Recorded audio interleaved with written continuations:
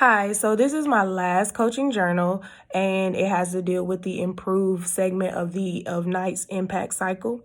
And the strategies that I use on this impact cycle was the four that he outlined, which had to deal with the direction, the progress, improvements, and actions. So before the session, I actually wrote down, in what direction I wanted it to go, the progress of everything and the improvements. So I wrote those down and the questions that I would ask JD about what was our next step and what we needed to do. So that was the strategies that I used in order to come up with the questions and the discussion part of our session.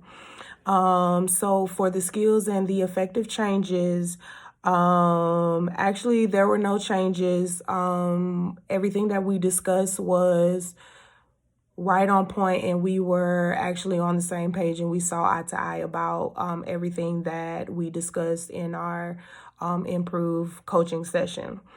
So the challenges of this was in creating this part or creating the questions to discuss with her was to make sure that she felt as if the implementation worked and that, she felt as if she reached her goals, because it's nothing like coming up with all of these steps and talking about all of these things and then having to go back to the drawing board because it did not work. So that was the challenges that I faced. But in the end, when we discussed, she felt as if everything that we implemented and everything that we talked about actually worked for her students.